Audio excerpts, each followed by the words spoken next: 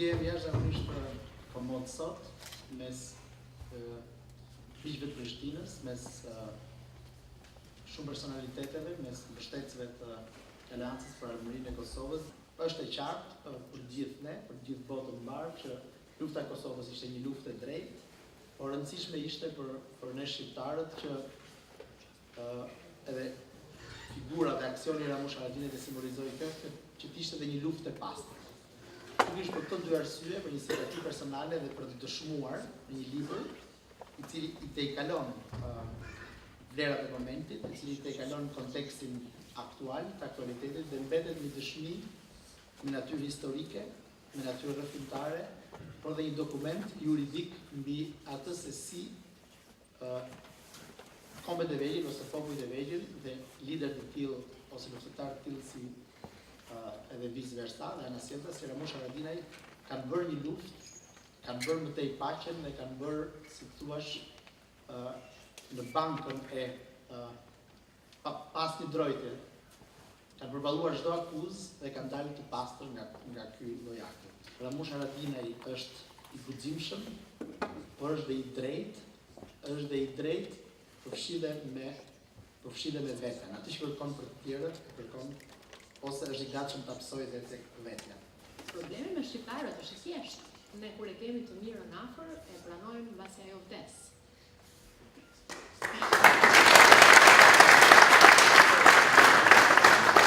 Kam një emocion kur them një shprehje epike tani, që ka ndodhur gjëra shumë të mira me kontributin e Zotit Haradinaj, dhe ndoshta me këtë do ndaloj pak më poshtë. Por ajo që unë duhet të them është, kurse si mos mendojmë që më e mira ka ndodhur me kontributin e tij. Unë mendoj që më e mira duhet vi. Çfarë duhet të them këtë? Duhet të them që nuk di kush do të na ndërgjegjësoj, ku si do të mundemi të prekim thellë në zemrat e njerëzve për të kuptuar që e vërteta e Ramush Haradinaj është gjëja që godet më shumë në këtë hapësirë. Është është i vërtet, nuk ka munduar asnjë moment, asnjë nga dimensionet e veta. Ka një problem kur shfaqesh kaq epike në kohë kaq moderne, në kohë kur studentët duan Facebookun, Instagramin, përtojnë të lexojnë, mos na tregoni histori dhe pralla heronjsh në një kohë në cilën çdo gjë blihet, pragmatizmi është suksesi. Kur unë kërkoj në një sallë të madhe me studentë, them, "Ej, doni një partner apo partnere të suksesshme apo e doni të ndershme?" Dhe gjysma e di dhe gjysma nuk e di se çfarë do.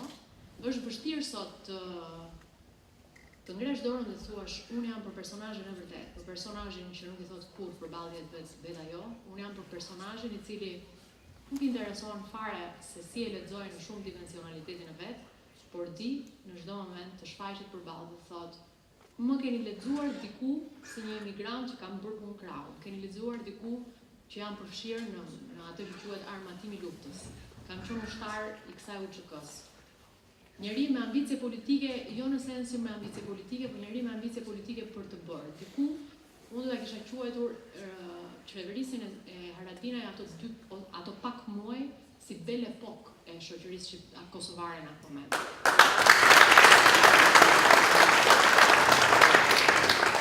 Dhe megjithse për ata miq të afërt që kam pasur, kanë thënë, "Ej, ke qenë shumë emocionale me këtë parathonjen." E kam bërë në kontraversë të një gjëje. Kam pasur shumë frikë se ndoshta Michaeli, si irlandez, nuk do arrinte të tregonte një histori ballkanase, shqiptare, të fortë që ja del në perëndim. Dhe Michaeli ja ka dalë në fakt. Ta tregojë një histori dhe një burri ballkanas, shqiptar të fortë, që ja doli me drejtsinë perëndimore. Popujt e vegjël, historianët i quajnë paftë për të nxjerrë figura të mëdha. Popujt e vegjël duket sikur janë jashtë dritares së historisë së madhe. Por, fatmirësisht, unë mendoj që, ndërsa Shqipëria ka nxjerrë personazhe edhe si Nën Tereza dhe nuk po zgjatën duke thënë më shumë se kaq, më quani të tepërt, por unë them që kjo epoka tani në nivel historik, për sa i përket aktit politik, ka prodhuar një personazh si Haradinaj, i cili është njëri i madh.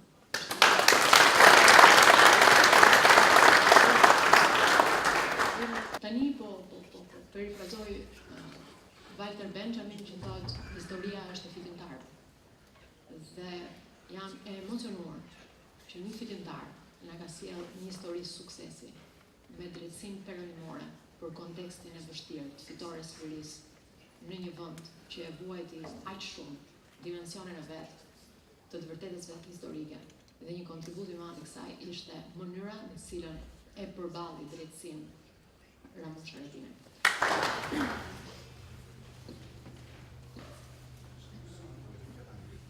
As some of you know, my son and I made a documentary about the first trial. And at the end of that documentary, Ramush says something quite interesting. He says, people think that perception becomes reality, but it's not so. In the end, the truth will come. And that is something that I think is hugely important, and it says something about him. We all know about many of his strong characteristics and qualities, but in many ways the most important quality and characteristic that he has always displayed is his trust in the truth and his ability to always tell the truth.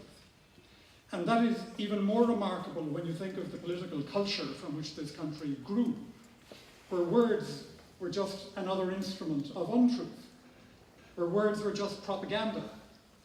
So to emerge from that, for the Albanian spirit to emerge from that and to grasp the essential importance of the truth, taught me a lesson as well. You think you know these things, but they are reinforced when you see it enforced in reality. And that made it all the more important for me in writing this book to tell the truth. And I have tried very hard to do that. I have not tried to tell a story about a hero. That's for other people to decide whether Ramush Haradinaj is a hero or not. I have tried to tell the story of what happened to Kosovo, what happened in Kosovo, and what its people did. And I hope I have succeeded in telling the truth. And the truth is not always fashionable these days. Some people will tell you that there is no such thing as truth, that everybody has their own truth, everybody has their own story, and no story is more valid or truthful than another. And that is simply not true. If you go down that road, you say there is no such thing as good, and there is no such thing as evil. And then there is no such thing as truth. And that can never be accepted. Some people feel uncomfortable about facing truths. But I firmly believe, as I think all of you do here, that reconciliation, to achieve reconciliation, the truth must be told first. Truth is in fact a precondition to true reconciliation. And one of the tragedies of what happened is that the truth was distorted in the name of justice. Finally, I am asked many times, what lessons did I learn from all of this? And it's difficult to condense it into one or two things, but I will say just two things that I believe I learned. First of all, very simply, when justice becomes an instrument of politics, it is no longer justice. Secondly, I learned that independence is a process. It's not something that you get on a Monday morning and you then have forever and ever. It's a process. And I would say that that process is not complete and that no country is truly independent until it has its own justice system, independent of its own government, and independent of other governments. So, bearing that in mind, I look forward to the day when the process of Kosovo's independence is further advanced and perhaps can be said to have been truly achieved. And I hope that I might continue to be able to contribute to that process in some small way. Thank you all very much. Kam pa një ashpërsi të butë të Ramush Haradinaj. Një ashpërsi e butë e cila asnjë nga personazhet dhe njerëzit në Kosovë nuk e shohin. Nuk e di sepse e shohin veç ashpërsinë ata të cilët nuk dëshirojnë ta shohin ndryshe. Jo të gjithë e mendojnë këtë. Por unë nga ajo që kam lexuar, e kam pa para se gjithashtu një njerëz.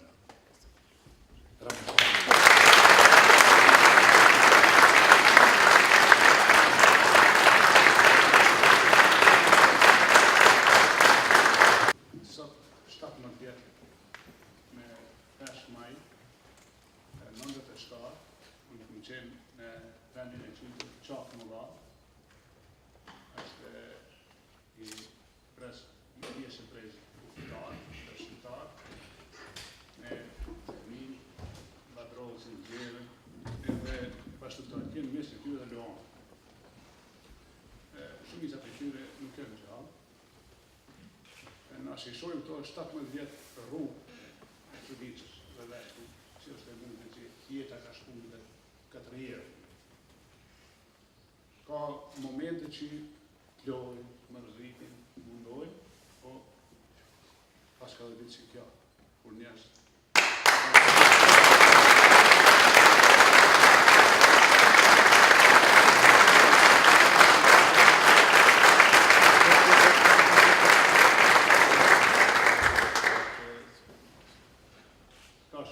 gjithë prezent, i nderuar Michael, zonja Grita, Henry, është mirë që jemi bashkë, e sot në këtë kontribut për bashkë juj.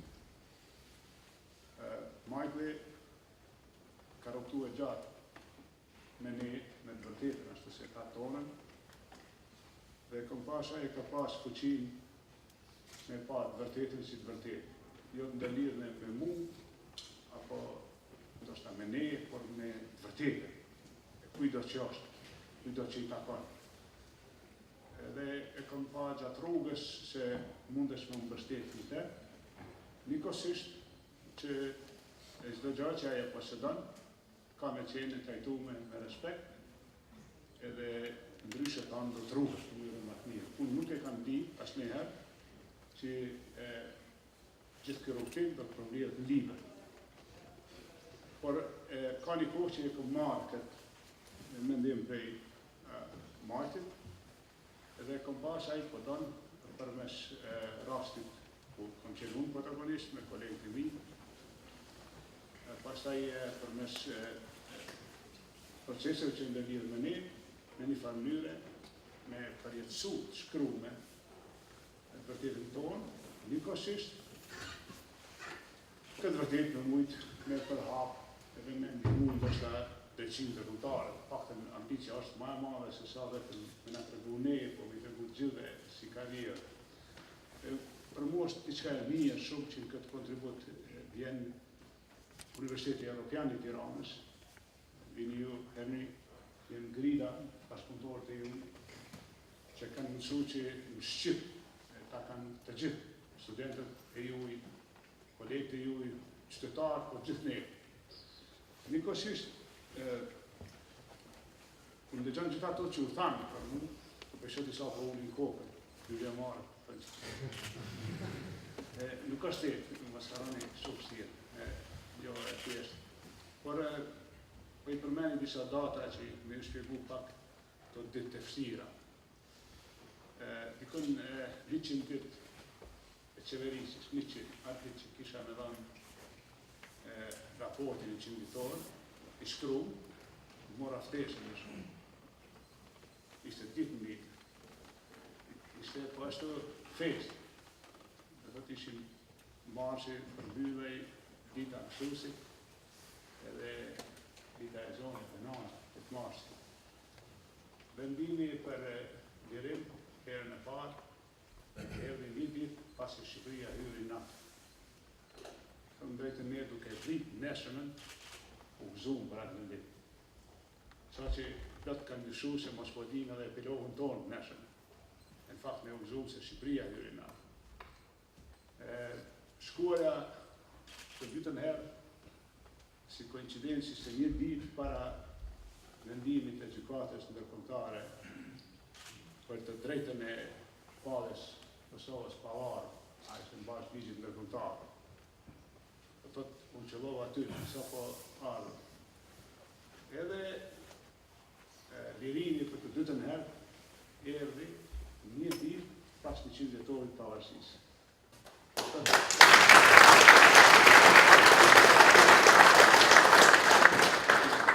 Ishte ndjenjë mirë me pa festimet për 100 vjetorë, çdo kund. Edhe tyre ditë kështu, me përdumi ashtu edhe këtë ditë, kemi falenderuar edhe juve, tonë gjithë kolegëve, atë janë që kanë punu.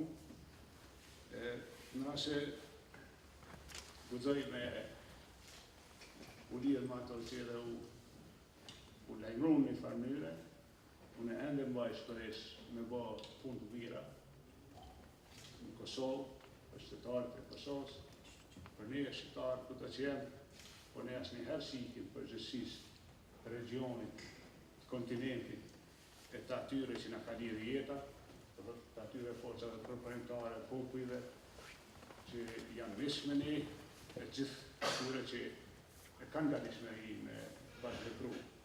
Në ashe ne na prim fati e drejta e vërteta jonë del në skenë, atëre besoj që do të përfitojnë edhe fëqijë, besoj që do të përfitojnë komunitetet etnike që jetojnë me ne, për shkak që do të rritet mundësia që ne të jemi tamam ashtu si dihem që jemi shqiptarë, gjeneros, bujarë, se kur shqiptarët kanë, nuk ka me i mungu ati që është afër tyre. Kur kanë nga liria, kur kanë nga të mira tjera, shqiptarët njihen si të tillë, që kur ata kanë, do të kenë ata që jetojnë me ta afër tyre. E në këtë frymë, e kjo është një kontribut, besoj, të drejtim. Ju faleminderit shumë. Në mungesë të kësaj Njëzën Pedersen, po e lexoj një pasus nga parathënia e tij.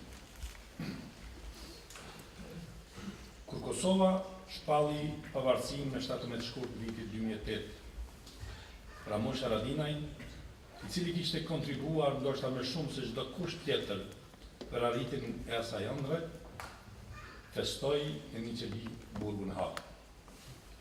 Ndërsa bashkëdhetarët festonin në qytet, fshatat dhe rrugët e Kosovës, thot Pedersen. Jam i bindur se gjatë 100 ditëve të Haradinaj, si kryeministri i vendit u realizua progresi më i madh drejt fillimit të bisedimeve për përcaktimin e statusit të Kosovës, nga ç'është arritur që prej asaj periudhe deri sot. Ishte energjia, udhëheqja dhe vizioni i Haradinajt që i përçoi popullit të Kosovës rëndësinë e implementimit të standardeve që misioni i përkohshëm i Kombeve të Bashkuara në Kosovë, UNMIK, kishte ideuar si etapa të progresit drejt bisedimeve për statusin, dhe çka e bindi komunitetin ndërkombëtar se Kosova e kishte për një mend arritjen e këtij qëllimi.